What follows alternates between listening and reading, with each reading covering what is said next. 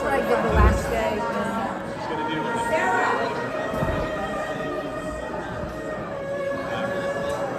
Is this Marian? This is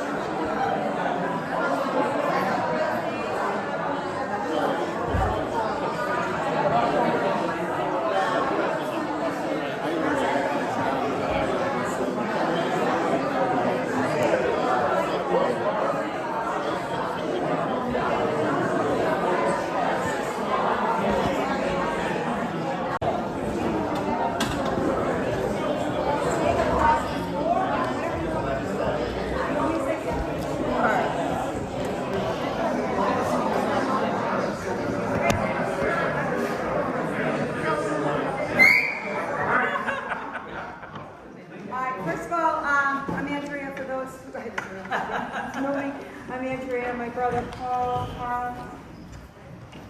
This room is filled with so many people from almost 90 years of Vivian's life. And I want to thank you on behalf of my family for coming. It means a lot to us.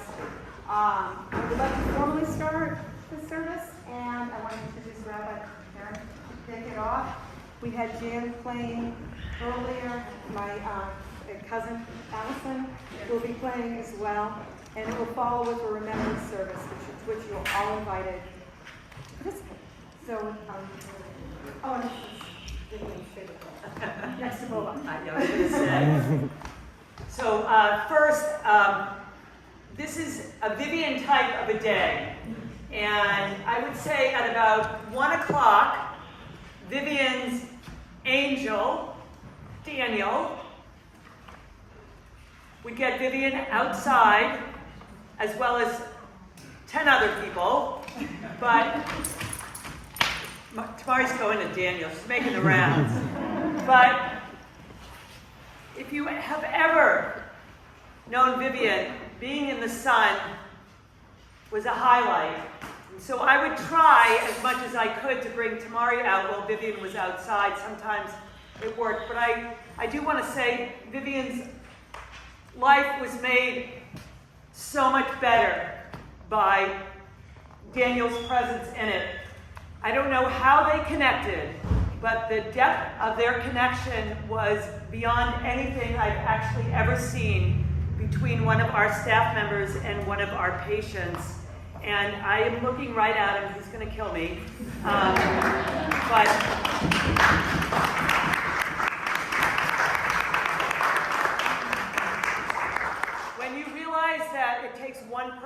save a soul and to make that person's life a bit better. That's what he was able to do, as well as all of you, Vivian's family. So today would have been a day that she was outdoors and overfeeding my dog, which she insisted were low-calorie treats. But when you give a dog a whole bag of these, they can have. So I was blessed to be part of Vivian's love circle, and it was truly an honor. I think she was one of the most spectacular people I have ever met. Her internal strength and her wisdom was out of this world. I want to begin with a poem by a poet, Marge Piercy, that I think I shared once with Vivian, called Little Dog's Rhapsody in the Night. She puts her cheek against mine and makes small, expressive sounds. And when I'm awake or waking up, she turns upside down. Her four paws are in the air, and her eyes dark and fervent.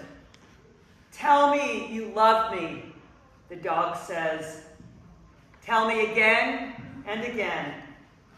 Could there be a sweeter arrangement? Over and over she gets to ask, and I get to tell her, I love you.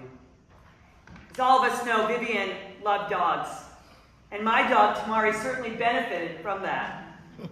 She always had treats in her room, and every encounter with Vivian was truly special.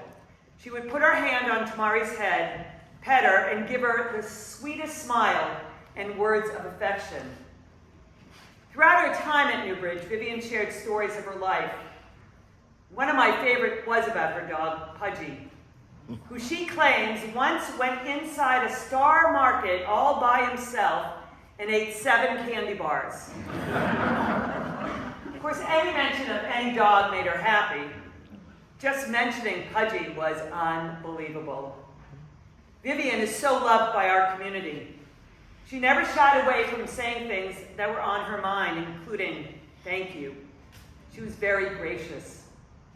One of her pearls of wisdom was her life advice. She shared with us, the staff, you should always keep your mind open to new things and unique opportunities. And there is always something that you can do to make a change. Her greatest love, of course, was for her family, and she shared that her greatest accomplishment was raising her 3 children. Maybe 3 gave her a lot of hassle. Maybe not the boys, but I don't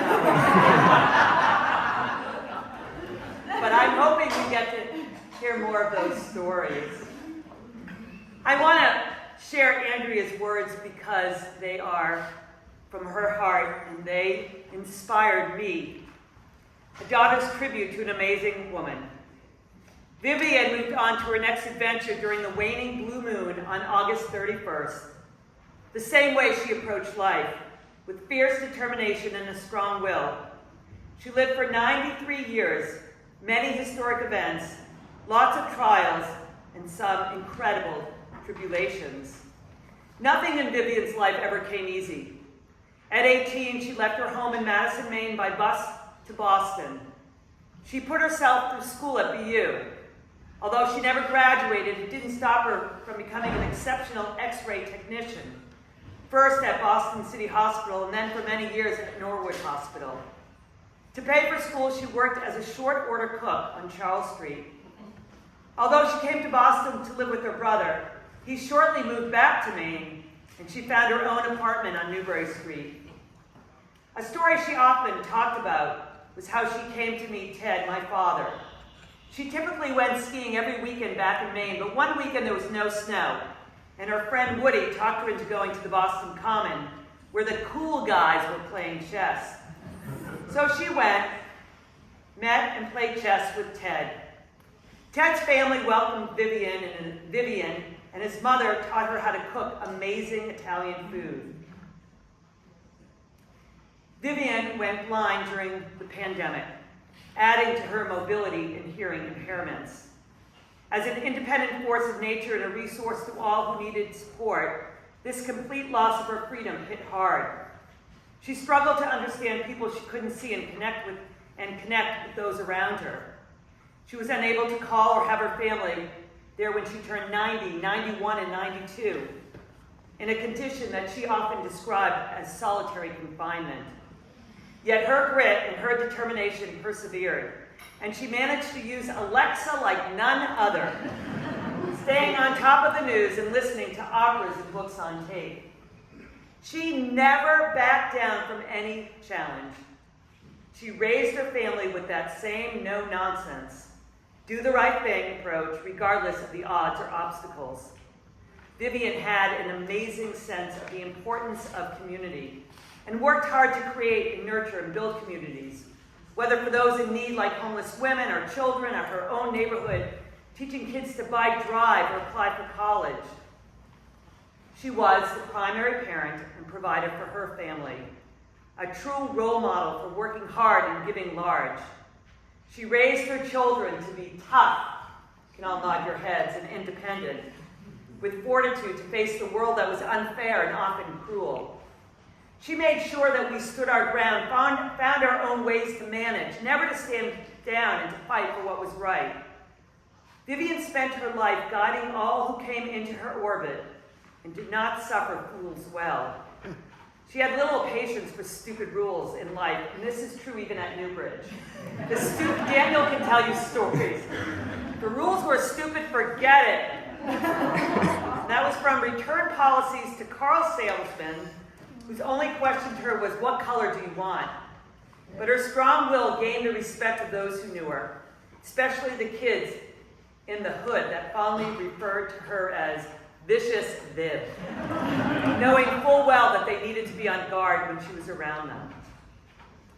She was the sole strength and force raising her 3 children. She took others, such as Bobby, her stepson, with whom she had a special bond, and Joseph Osborne, who struggled with his identity, under her wing. She worked tirelessly to get both into college and beyond, and her efforts paid dividends. As the only driver in the family, she brought us to all the sports events, camping all over New England for our vacations.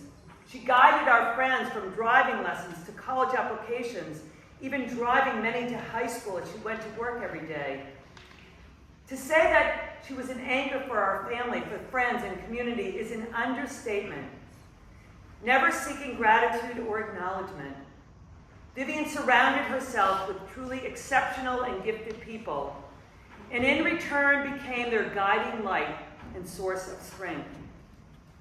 As per her ardent wishes, Vivian is now completing her final course of study at UMass Worcester, providing her body for the advancement of science and training new professionals.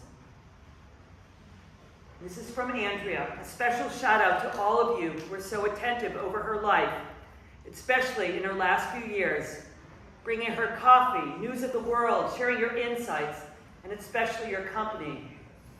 Annie, Pam, Mark, as well as Jan and Fran. Your company meant everything to her.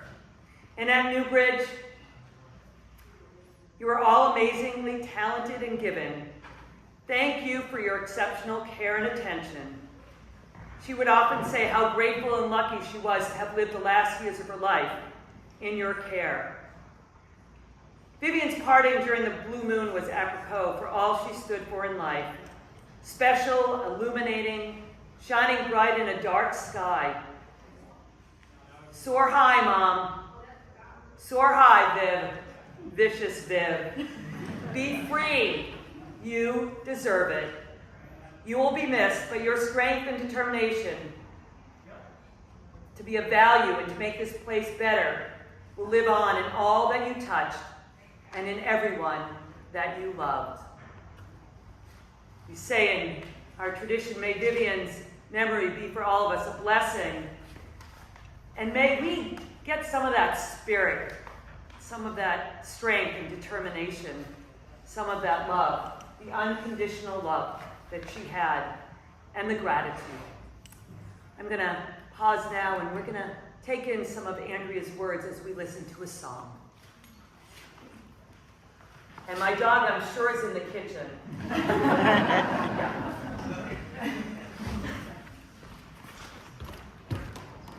So I'm Allison D'Amato, and I am a cousin of various generational ties to this amazing family. And so I grew up so lucky to be in this amazing family, coming to Ted and Viv's house every Christmas Eve with the wonderful celebratory chaos that was every year. I was captivated as a kid, all the way growing up, by this intense, passionate, creative, funny, always seeking to engage kind of people. I watched Aunt Vivian and I thought she was magnificent from day one, and I still know it, it's true. And it wasn't until I was much older and sort of an adult, starting my own family, that I actually got the opportunity to just sit with her one-on-one, on some visits, and hear about the absolute fierce individual that she was. And it blew me away. I knew she was magnificent, but the details just made it even more amazing to me. So when I was asked if I might play something in her honor, in her memory, this piece occurred to me. It's a piece by a Canadian composer, Jocelyn Moore, who also passed away earlier this year. And it's called The Jack Pine. And it is about a jack pine tree. And I won't read you the whole etymology or anything, but I will say that the jack pine cannot be tamed. This is the first line. I looked it up when I was looking at this piece. It said, the jack pine tree cannot be tamed. It grows in its own way. And that certainly is true. So I hope that you enjoy the spacious, just dignity and majesty and absolute groundedness that I hear in this music, because for me it speaks to who I'm thinking of.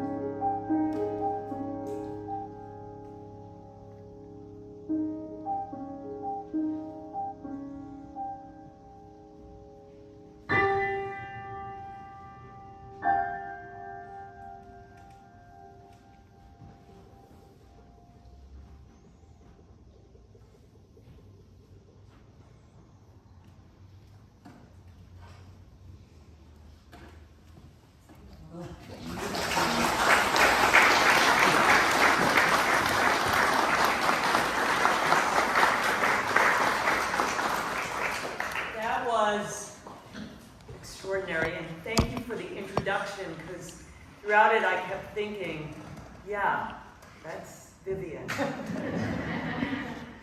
Yeah. Wow, it was beautiful.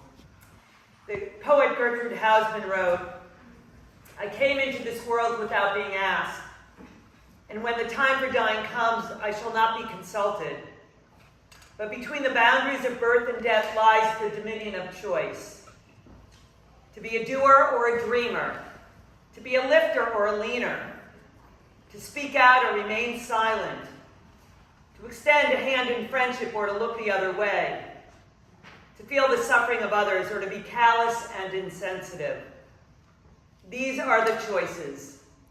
It is in the choosing that my measure as a person is determined."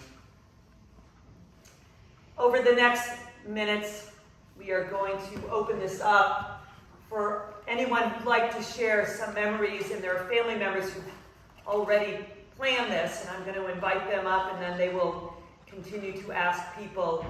I hope that if you don't share, but you have Vivian moments that you're holding on to, that at some point you'll go up to her children and just share those memories, or even better, write them down and send them, because I think every encounter with Vivian was something out of the ordinary. Sometimes had a little bit of an opinion in it, and other times it was just filled with gratitude. So first I want to invite Kyle up to share some words about his grandmother. I did a little bit of an outfit change, hoping that Vivi would appreciate that comfort. This speech is a little long, so please get comfortable. Really relax a little bit. We're going to be here for a little while. There's an expression, standing on the shoulders of giants. Vivian was a giant. We all know Vivian, or Vivi, and for the past weeks and in the ongoing future, we'll share stories of her. Hopefully over a coffee, as was her favorite. Vivi played a major role in my life as I grew up. She taught me valuable lessons, both by direction, but more impressively by example. I watched her and I saw with admiration true hard work and grit. And simultaneously, I saw compassion and authenticity. She taught me many things. How to fix stuff around the house, how to garden, how to cook and the foods that she designated unworthy of human consumption, how to jump out of windows, how to build community, and to never, under any circumstances, add condiments to red meat. For other loved ones, Vivi was a little more lenient with the condiments, and I want to share a quick story. When I was a teenager, I was driving around Route 1, and I wanted to go to Burger King. And so I pulled into Burger King in the parking lot, or into the drive-thru. And I pulled in, and I thought I saw a car that I recognized. And I pull up right behind it, we're in line. And then I saw that poodle bumper sticker. And so I followed the car, we went through the drive-thru, and I followed the car to a parking space. And I pulled alongside, and I looked over, and my suspicions were confirmed. But I saw Vivi there sitting empty-handed, just calmly looking ahead of her. And so I got out of the car, and I walked over, and I knocked on the window, and she sees me, and she rolls it down. "Hey, Vivi, what the hell are you doing here?" And she goes, I come here for Sophie, my dog. She loves the Whopper, but without pickles. To quote Vivi, "My love for humans is here, but my love for dogs is up there." Over the last few years, I've got to spend a lot of time with Vivi. Some of my favorite memories were drinking coffee with her as she told me about her life. She grew up in Madison, a rural mill town in Maine. She spoke fondly of her father's sporting goods store. She loved skiing and biking and pelting snowballs at other children from her snow fort on the corner. Her child adventures also included getting shot across the room from the kickback of her father's shotgun and joyriding a Model T Ford with her friends until it inevitably sank into a frozen river. Growing up for Vivi wasn't easy. Her father, who she spoke so often and fondly about, died when she was 14. She was subsequently raised by a cold mother. As she put it, she and her mother never had a good day. She was sent to Catholic boarding school, and the idea of this institution was for her to become a nun. However, this was not Vivian's plan. At 18, she left rural Maine to go to Boston with nothing and knowing nobody except her cousin, who invited her. She left after a week. And as Vivi described that scenario, and I quote, "a goddamn dirty trick." But she stayed. She got herself into Boston University and paid for it by working night shifts at restaurants. After 6 years, in a bad winter, with no snow for skiing, she met my grandfather Ted via the invitation to a chess game with the Connors. The two of them spent time together, fencing, cooking mouth-watering and adventurous foods, and enjoying classical and opera music. As my mother said, Ted gave Vivi the arts and music, and Vivi gave Ted the outdoors and adventures. A perfect match. Soon after, she mothered 3 kids, each taking some of the best qualities of her. They're all creative, gritty, hardworking, and take care of those in need, including dogs and cats and birds and squirrels and mice. And they all push the envelope in every endeavor they put their mind to. Vivi came into my life when I was born and remained a constant. 9 Park Street was my second home. I would hop on a tricycle and she would walk alongside me as we'd go down Park Street, me asking her every few seconds, "Is it a hill yet?" A quote she reminded me of often. Vivi would take me at corn muffins and take me to construction sites and force the local fire station, regardless of how busy they were, to make me go in the truck. Through my years as a tiny kid to a medium kid, Vivi and my grandfather Ted continued being rocks for my family. Their love for art and hard work never wavered. It was a house filled with music and chessboards, and Vivi moving around taking care of it all. She would drive all over Greater Boston and beyond with Ted to collect ingredients from each cultural hub to acquire the foods that they specialized in order to cook unbelievable meals. They'd host Christmas Eve dinner parties with these meals that took multiple days to prepare. Not an exaggeration. When Ted went into hospice, Vivi was there. She continued cooking these extravagant meals and working around the clock to provide Ted the most incredible last month. Legendary even. All the while, she'd be working by herself in the kitchen, uttering remarks such as, "If he doesn't die soon, I'm gonna kill him."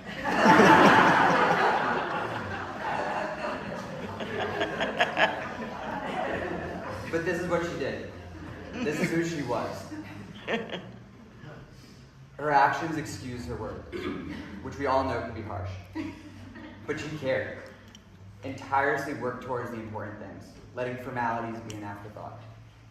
Like keeping Ted's ashes in the styrofoam Dunkin' Donuts cup for 5 months on top of the fridge. Which she did because Ted wanted his ashes to be spread in Forest Hill Cemetery, which is illegal. But that didn't stop you. 5 months does seem long though, considering the more than one occasion multitude of us reached for a coffee. We got something else. Genius camouflage. As I grew older, Vivi never stopped. She went to the opera, embarked on days-long grocery trips, organized large group poodle walks around the Arboretum, made Michelin-level meals for her dog, Sophie, helped anyone who needed it. She continued participating in D'Amato dinner debates. The first time and only time she was silent for a debate was because she unknowingly ate a ghost pepper and just sat there, wide-eyed but stoic. And we only realized that what had happened when my cousin asked why she hadn't spoken yet. She did eventually contribute less to the debates and was just honestly tired of the madness. So she started sneakily taking out her hearing aids. Disability? No. Innovation. In the final chapters of her life, she underwent several difficulties. She went through broken arms, vertebrae, and a hip. She became fully blind and more hard of hearing. She lost a lot of her independence and became isolated as we all did during COVID. However, through this, she remained telling us stories of her past, enjoying the feeling of sun on her skin in the summer and the cold air in her hair in the winter, sneaking treats to visiting dogs at Newbridge, and providing advice on the ups and downs of life, letting me know if it was a hill yet.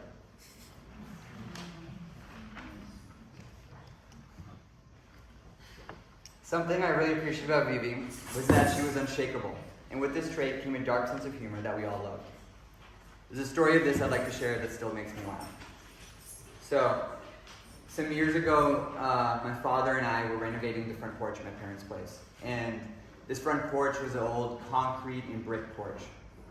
And the way that they used to do it was, in the void in the middle, they'd fill it with sand to be a mold for the pour. And we're in the ending stages of this, where we've taken all the sand and concrete and we've hurled it over the top of the dumpster, and to the point that the dumpster had gotten so full that it literally sank into the driveway. And it was at the last day, and on the last heap of concrete, we were lifting it and putting it over, when my dad realizes that the lock keeping the door closed to the dumpster wasn't fully engaged. Meaning there's a little gap between the door and the dumpster, so they won't pick it up. In short, we're screwed. And so, in an attempt to fix the situation, my dad grabs a sledgehammer, goes over the dumpster, and swings. The door flies open. Thousands of pounds of brick, concrete, sand, sweat, and tears pour out.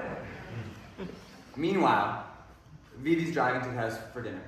And unbeknownst at this time, Vivi's driving blind as a bat.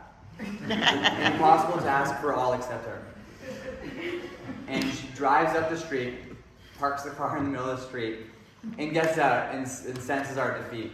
And she asks, well, what the hell's wrong with you guys? And I'm still in shock, and so I'm stumbling to try to find the words.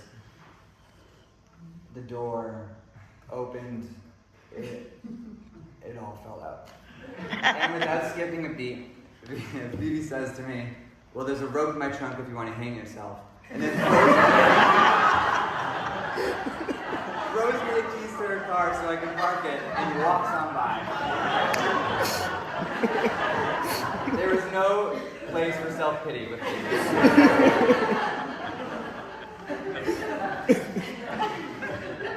I want to include a poem that I edited a little bit by Dylan Thomas that always brought Vivi to mind for me. Do not go gentle into that good night. Old age should burn and rave at close of day. Rage. Rage against the dying of the light. Though the wise at their end know dark is right, because their words have forked no lightning there, do not go gentle into that good night. Good people, the last wave by, crying how bright. Their frail deeds might have danced in a green bay. Rage. Rage against the dying of the light. Wild people who caught and sang in sun and flight, and learned too late they grieved it on its way. Do not go gentle into that good night. Grave people near death who see with blinding sight, blind eyes could blaze like meteors and be gay. Rage. Rage against the dying of the light. And you, my grandmother, there on that sad height, curse. Bless me now with your fierce tears, I pray. Do not go gentle into that good night. Rage. Rage against the dying of the light. Thank you, Vivi, for teaching me to rage against the dying of the light. And for being a tall shoulder to stand on.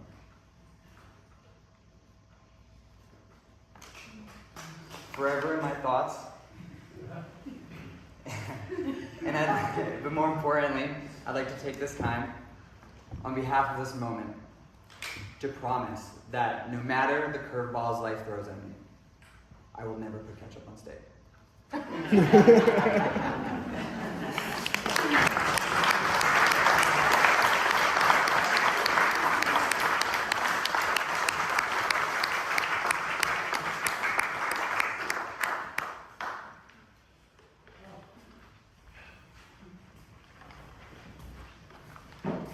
You heard about budges?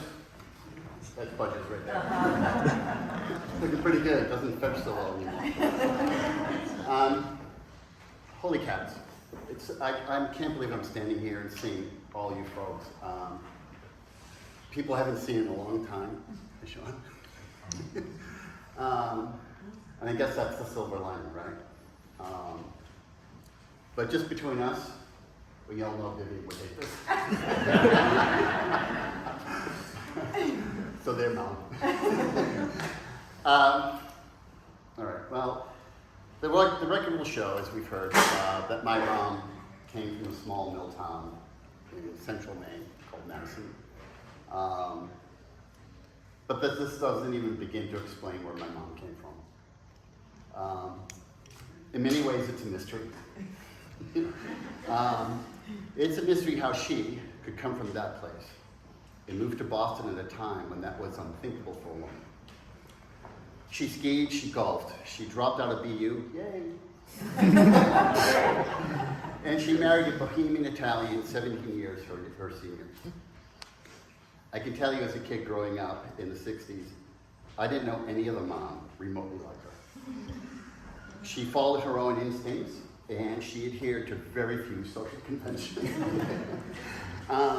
I'd wake up in the morning, and outside my window, my mother would be digging a ditch to install the retaining wall that still stands at 9 Park Street. The knees of fruit vendors at the old Haymarket Square would tremble at the sight of my mom, knowing they'd be lucky to break even.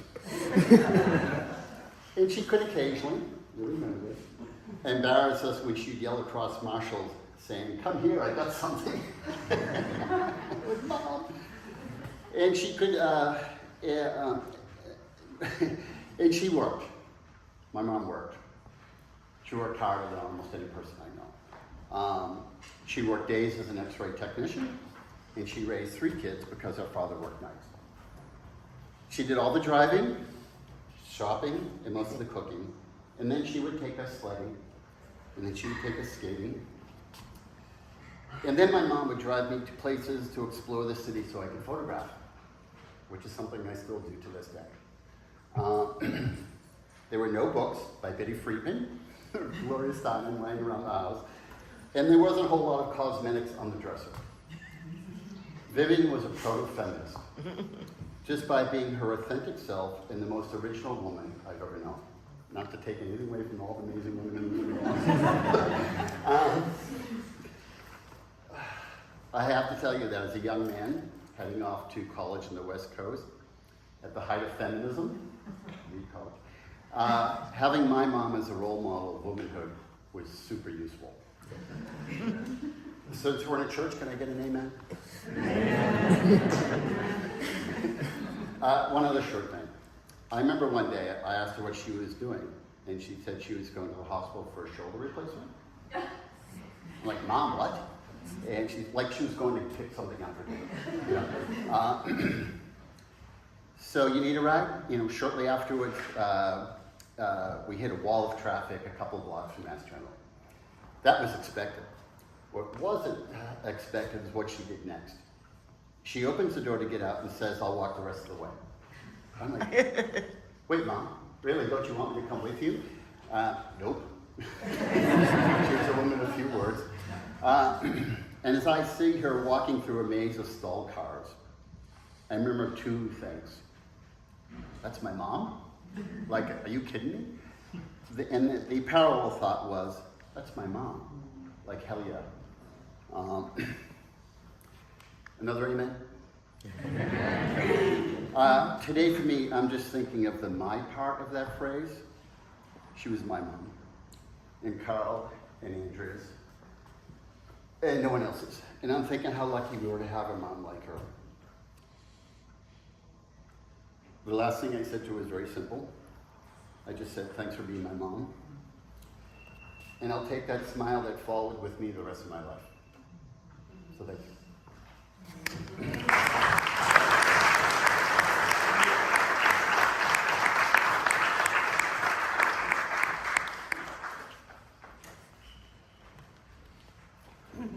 I have a letter that I'd like to read. It was written to Aunt Viv by her grandson Luka, who lives in Cambodia.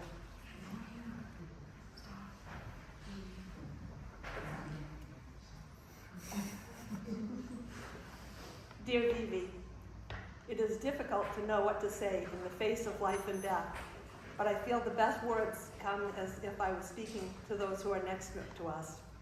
In this light, I want to tell you that you have always been a symbol of strength to me and to countless others. As someone who's lived my earliest memories, it is difficult to recollect a singular moment that inspires this belief. It could be that you lived life loving others while always letting them be free. What truly resonates with me is the memories I hear from others, accounts from before I was alive through today. How you fought for others, how you let them live, how you let them go. In moments like this, I think we can all appreciate the strength that this requires. When I was going on 16, I entered a difficult phase in my life and did not stop challenging myself, whether those challenges were productive or not. You never stopped giving me a supportive ear. It was with great joy that our last conversation, I could give you positive news and hear your pride.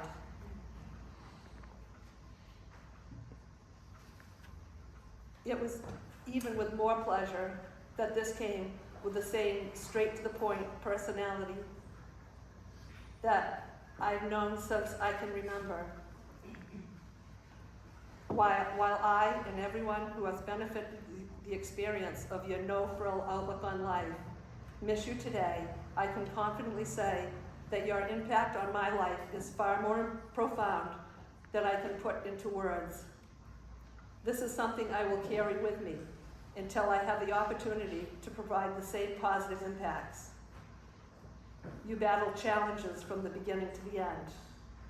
With love and respect, Luka.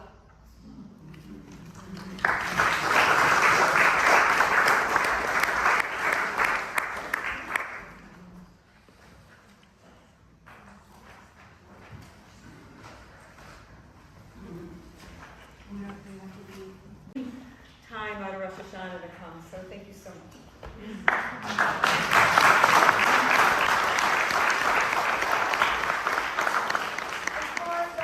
So we'd like to invite a few people to come up, just come up and speak. After this, we have a lot of food.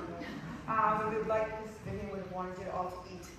So, who's coming? Gina, were you going to read something from Sue and Robin? Did you read? I did. Maybe you want to say something?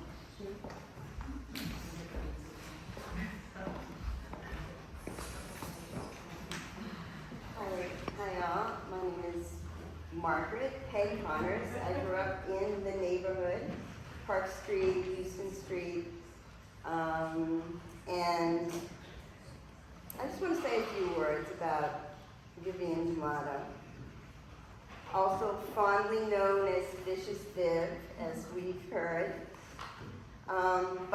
mainly by us kids in the neighborhood. My mom was kindly referred to as Mary McNervous. She turns 92 this October. And Madeline Flynn, who lived in between my mom and Vivian's families, went by Mad Dog Madeline. She's 93 this past May. So I don't know what was going up on that hill, but there was some long-lived women. Not sure if there were any other moms on, Park Street or in the area that had nicknames. I know, Pam, you were spared. I don't know if anyone remembers any other nicknames from, other parents or,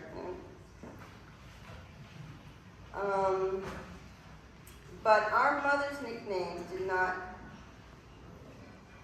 speak to all their strengths. In fact, there were many strengths that they had. In particular, Vivian possessed a quality that I recognize that is quite distinctive, and had come. Her quality had come. I've come to value in my own life.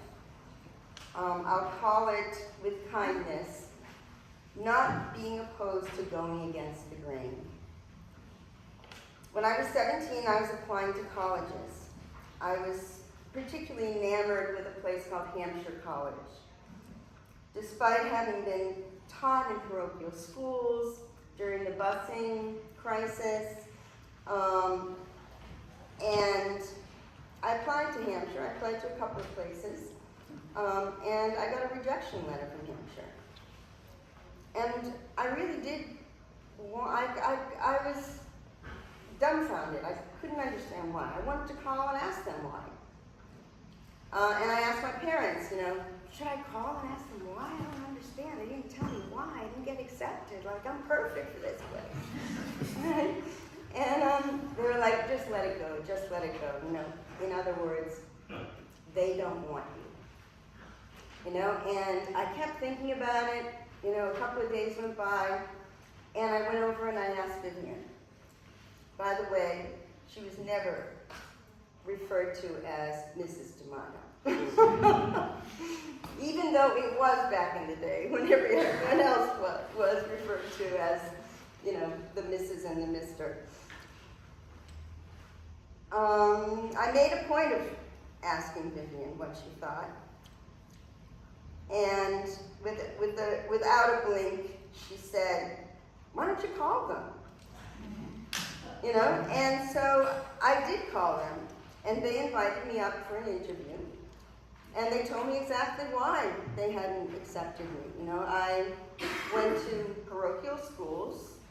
I needed quite a bit of financial aid, and they just didn't see how I fit.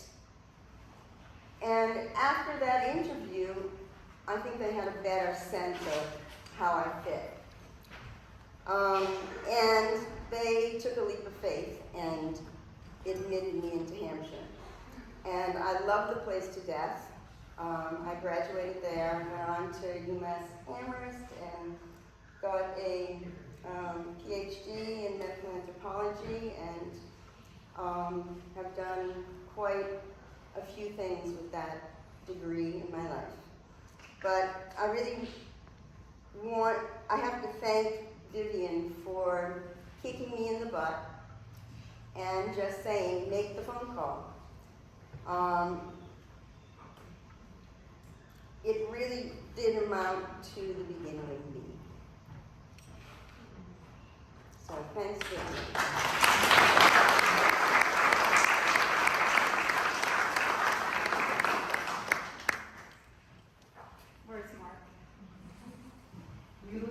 I was looking for Mark because he was going to do something to make sure that I don't cry. No, there he is. Okay. So we first met Vivian in the early 70s when we moved into 9 Park Street.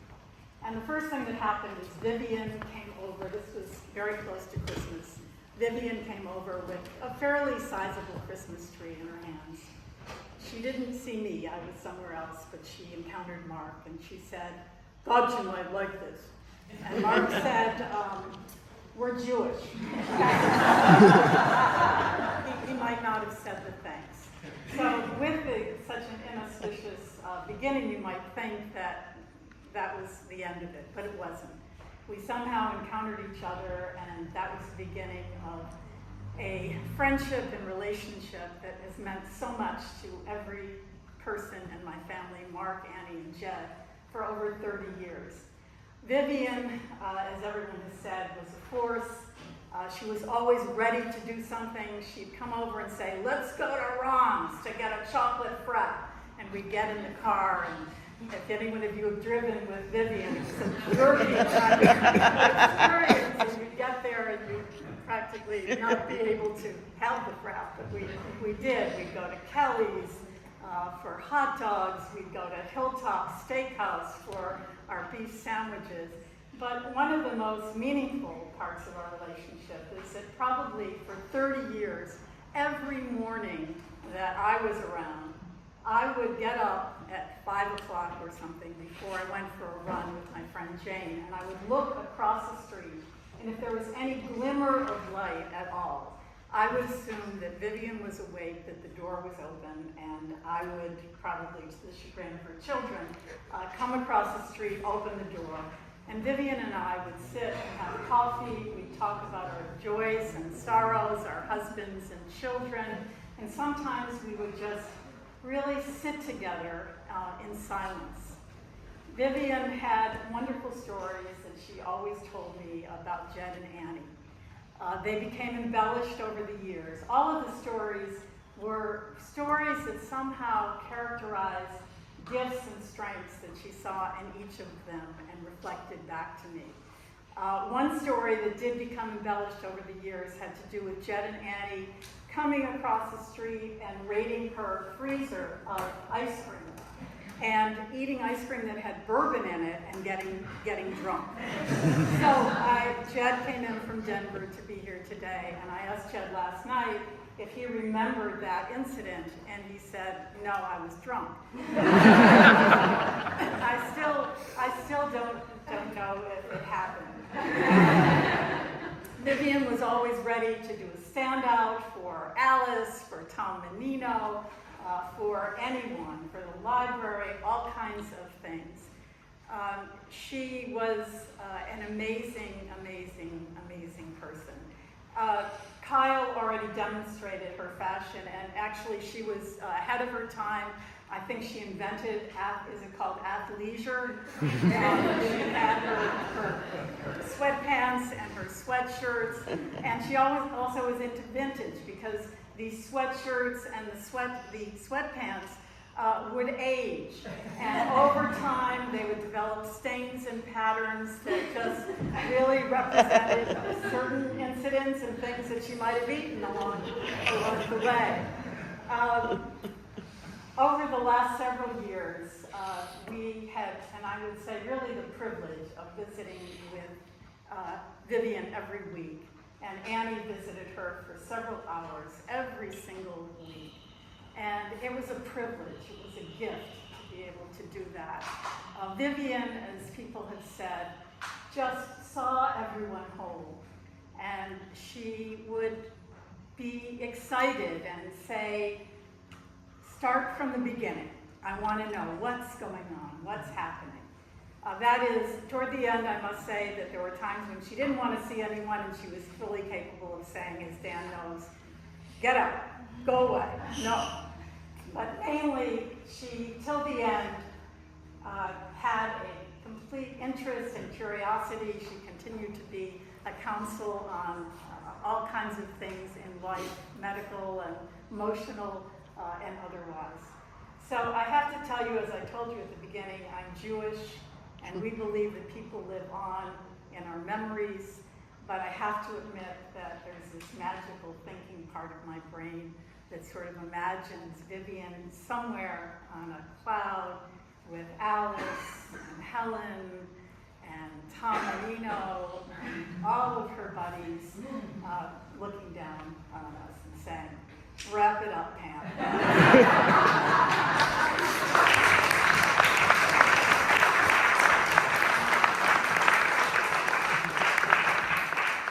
I didn't cry.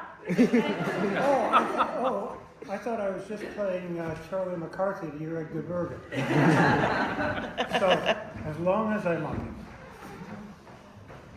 it, I learned from Vivian kindness while always doing the right thing.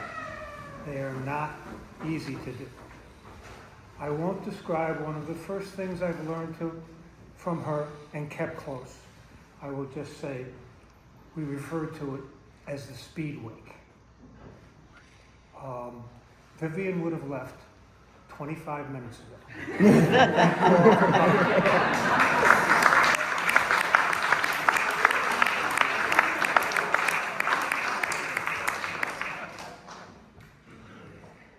Hey, if there's anyone else who wants to share some thoughts, I'd love to hear them. Please go.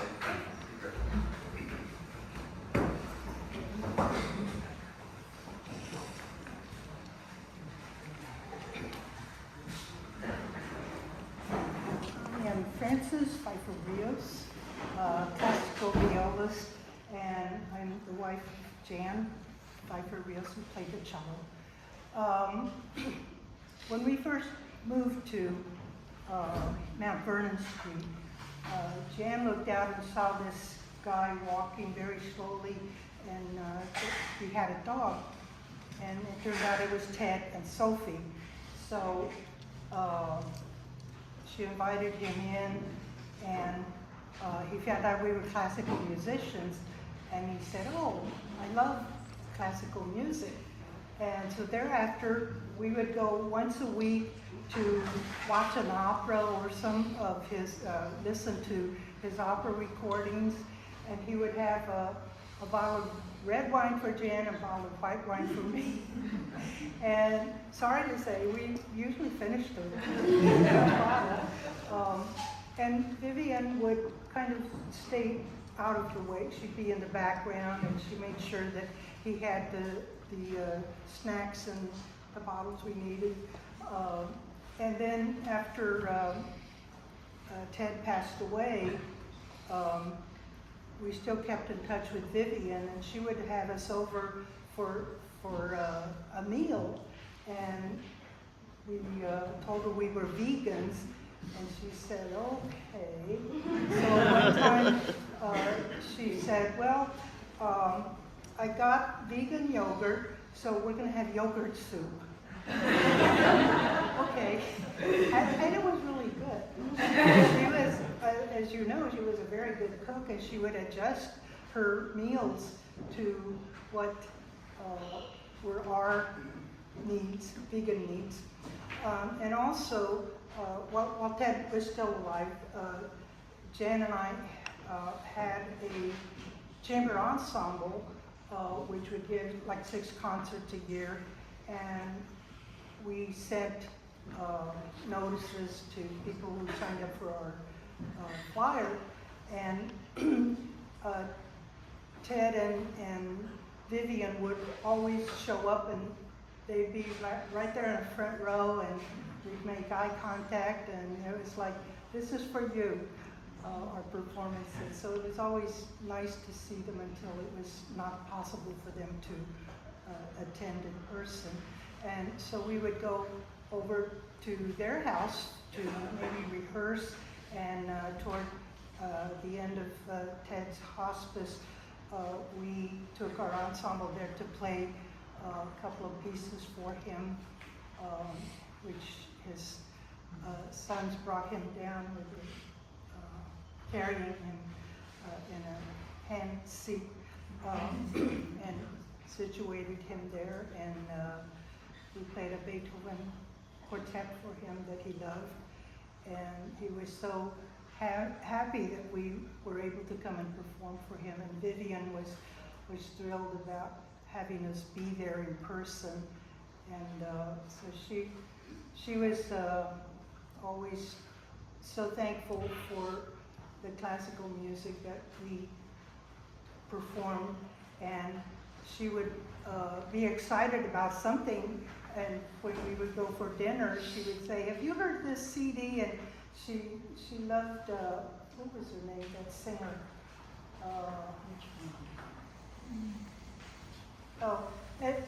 A famous singer from the past that was, she was good, and she said, Vivian said, she was even better than Maria Callas. I didn't say a word because I'm a fan of Maria Callas. But it was just amazing how she was able to be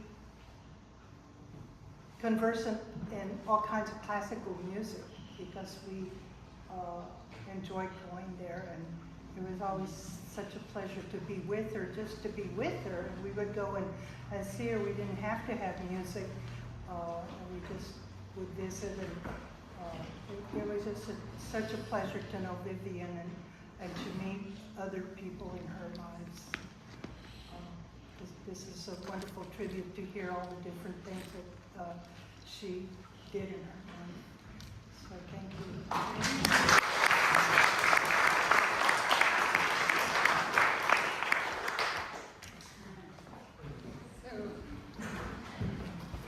Hello everyone, I'm Anne. I know many of you, but not all of you. I'm Paul's wife, so I'm V's daughter-in-law. And I first met Vivian in 1988. And Paul and I had just started seeing each other. And I came to their house, and I was actually feeling rather shy. Paul and I weren't even out, like I was just his friend.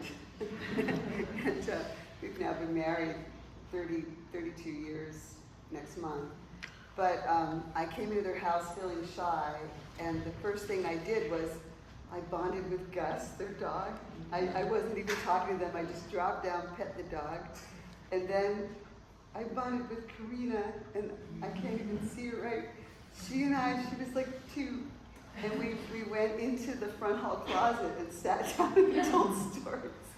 And then I come out, and then I bond with only Ted, where I go down to the basement, and he pulls out his clarinet, because I played clarinet, and we like tootled on his clarinet. I could still remember how to do a chromatic scale up and down. Thank God. Then we go up for this dinner, and she's wearing sweats, it's true. and there's this amazing meal on the table, and there's a big bottle of water sitting there. And Vivian picks up the bottle and just slugs it back. and I thought, I think I could be okay in this family.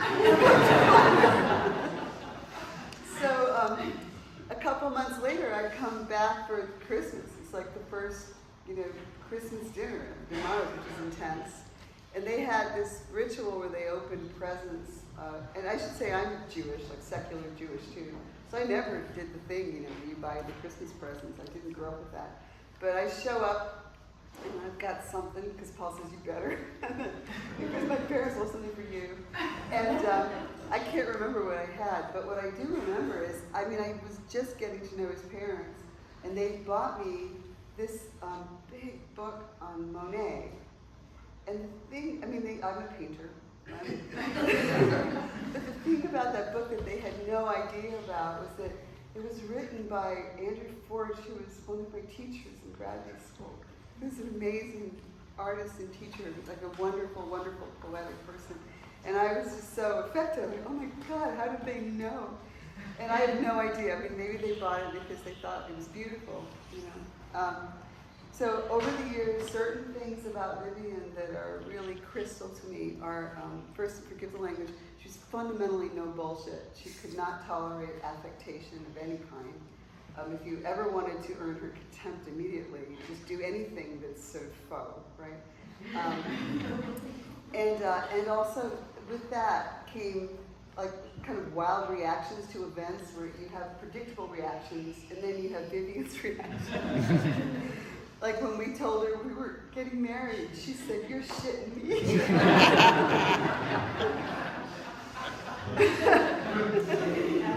And then that was compounded by Karina, who was pie-treating, running out of the room and saying, "See my poop?" And Vivian told us to go see her.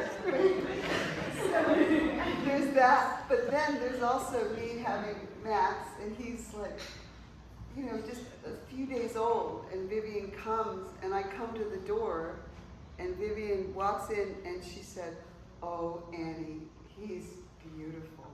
And I burst into tears because it wasn't an affectation, she meant it, right?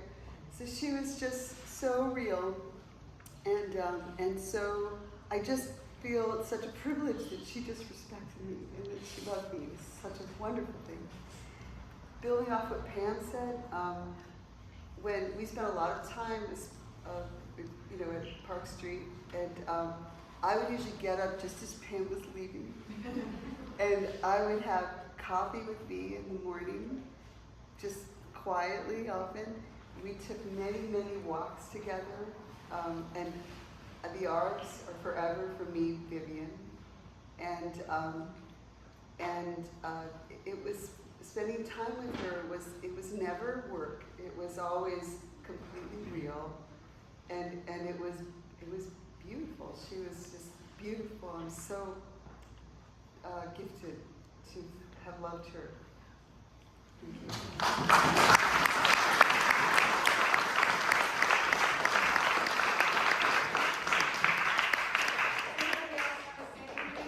Two really quick things, so I don't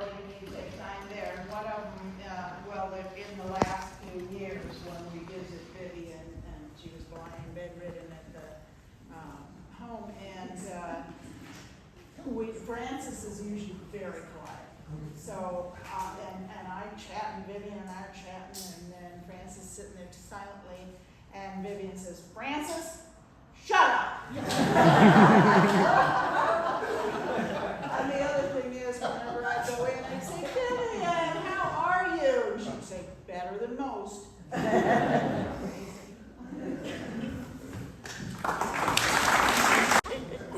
I'm Marian.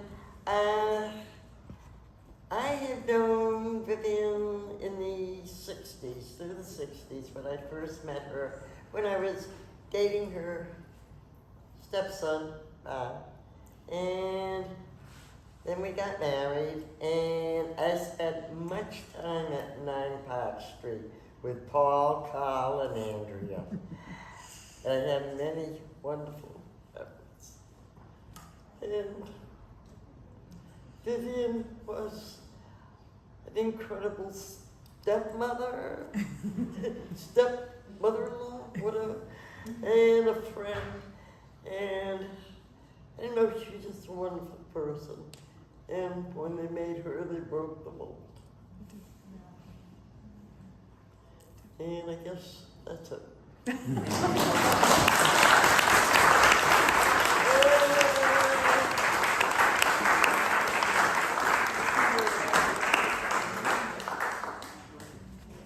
Anybody else? Eat. There is a memory board over there. I'm going to type it up. So if you just want to share a story or something, please feel free.